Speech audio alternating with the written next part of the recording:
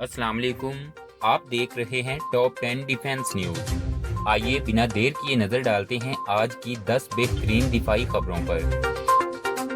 सबसे पहले जिक्र करते हैं पाकिस्तान की टैंक फोर्स का।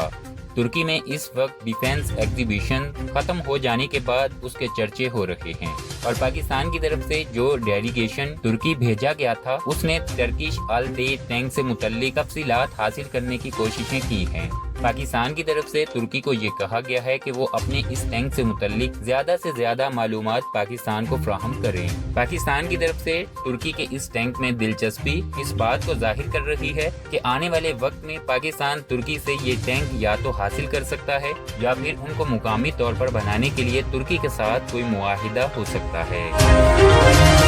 अफगानिस्तान से खबर को शामिल करते हैं। आप सब दोस्त जानते हैं कि अफगानिस्तान से आखिरी अमेरिकन ट्रूप भी निकल चुका है।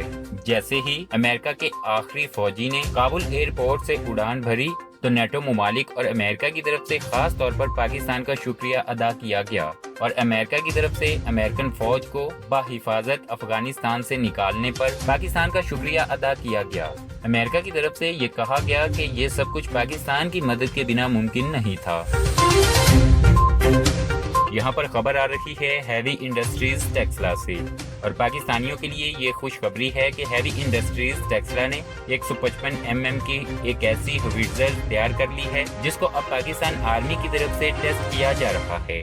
अगरचे इस हॉविट्जर से मुतल्लिक ज्यादा मालूमात फ्राहम नहीं की गई, लेकिन मुकामी तौर पर बनाई गई ऐसी गन को टेस्ट करना ये बता रहा है कि पाकिस्तान आर्मी अब बैरूनी हॉविट्जर्स या फिर आर्टिलरी पर इन्हिसार कम करने जा रही है।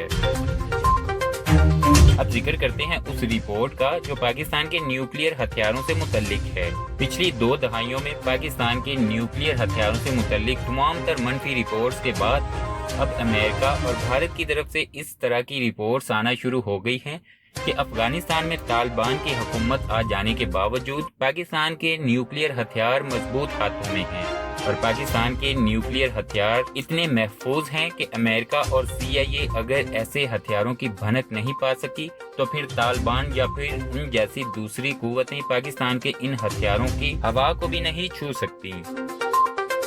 अफगानिस्तान से ही आई एक और खबर पर नजर डालते हैं। भागते चोर की लंगोटी ही सही, ये कहावत तो आपने सुनी होगी, मगर आप तब क्या कहेंगे जब चोर भागते हुए अपने तमाम कपड़े उतार कर फेंक जाए।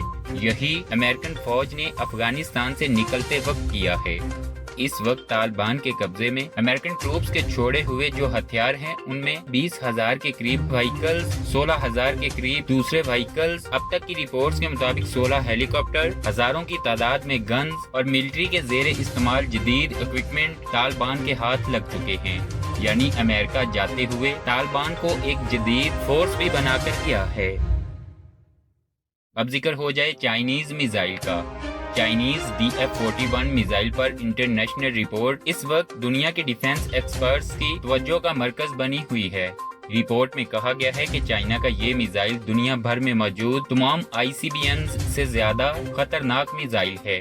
खास तौर पर उस वक्त ये मिसाइल और भी ज्यादा खतरनाक हो जाता है जब चाइना की तरफ से अपने इस मिसाइल को अब साइलों में भी तैनात किया जा रहा है और मुख्तलिफ खुफिया जगहों पर चाइना की तरफ से इस मिसाइल के लिए बहुत से साइलो बनाए जा रहे हैं।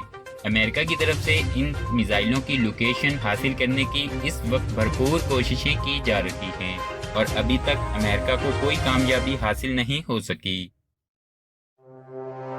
भारत से खबरें आ रही हैं कि भारत की आर्मी ने एक बार फिर मुकामी तौर पर बनाई गई 155 mm की हॉविट्जर को रिजेक्ट कर दिया है।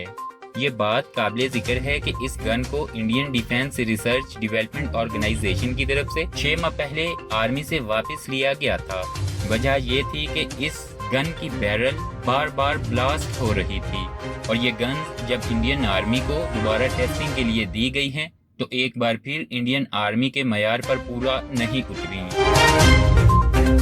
पाकिस्तान नेवी के हवाले से खबर आ रही है कि पाकिस्तान नेवी ने चाइना को ये रिक्वेस्ट की है कि अगले साल फ्राहम की जाने वाली दोनों आबदोजों में से एक आबदोज पाकिस्तान को इसी साल के आखिर में दी जाए। खित्ते के मौजूदा हालात को देखते हुए पाकिस्तान की तरफ से चाइना को ये रिक्वेस्ट की गई है।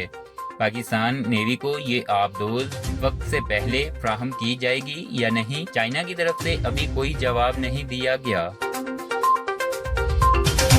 پاکستان منسٹری آف ڈیفنس کی طرف سے اس طرح کی خبر آ رہی ہے کہ پاکستان اپنی ڈیفنس ایکسپورٹ کو بڑھانے کے لیے دسمبر کے مڈ میں مختلف ڈیلیگیشن ان ممالک میں بھیجے گا جو ممالک پاکستان سے بڑے ہتھیار خرید سکتے ہیں، خاص طور پر JF-17 تھنڈر اور دوسرے بڑے ہتھیاروں کو فروخت کرنے کے لیے پاکستان دوست ممالک کو اعتماد میں لینے جا رہا ہے۔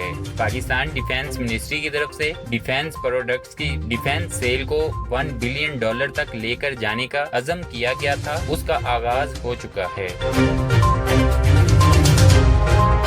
افغانستان کے بدلتے حالات اس وقت بھارت کے لیے انتہائی ناسازگار ہیں اور بھارتی میڈیا اور خود بھارتی تل ملائے ہوئے ہیں، اور اس سب کا ذمہ دار پاکستان اور پاکستان کی خفیہ ایجنسی ISI کو قرار دیا جا رہا ہے۔